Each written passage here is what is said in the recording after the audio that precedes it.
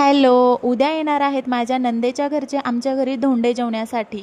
माझ्या नणंदबाई काही इथे राहत नाहीत, त्या मॉरिशसमध्ये असतात, पण त्यांच्या घरचे सगळे येणार होते, म्हणून त्याचीच शॉपिंग करण्यासाठी आम्ही बाहेर गेलेलो. साड्यांच्या दुकानात जी गर्दी होती ती गर्दी पाहून असं वाटत होतं की बापरे, नाही आलं तर बरं झालं असतं.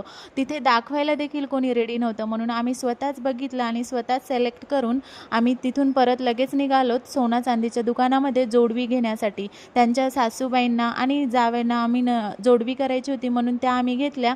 आणि मग आमच्या आईने म्हटलं की आपण एखादी कानातले देखील बघूया सोन्याचे, कारण आपल्या बायकांची सवयच असते, एक बघायला गेलं दुसरं नाही बघितलं असं होऊ शकत नाही, नाही का. पण सोन्याचे रेट ऐकताच असं वाटलं की बापरे. आणि मग तिथून लगेच निघाल्यानंतर एवढं ऊन, एवढी गरमी होत होती की काहीतरी थंडगार प्यावंसं वाटत होतं, म्हणून आम्ही ज्यूस सेंटरमध्ये गेलं, ज्यूस वगैरे घेतला आणि तिथून लगेचच घरी परत आलो. बापरे, एवढ्या उन्हाळ्यामध्ये फिरणं खूपच कठीण आहे, पण आमच्याकडे वेळ देखील नाही. त्यांनी अचानक सांगितलं की आम्ही उद्या येणार आहोत, म्हणून आम्हाला फटाफट करायचं होतं सगळं.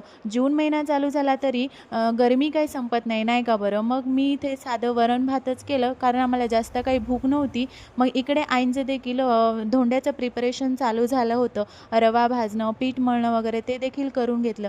मग नंतर आम्ही जेवण वगैरे केलं, लगेचच आम्ही धोंडे बनवण्यासाठी बसलोत. मी इकडे धोंडे करून दिले आणि आईने लगेचच तळून घेतलं. आजच्यासाठी एवढंच. उद्याचा ब्लॉग बघण्यासाठी चॅनलला नक्की सबस्क्राईब करा.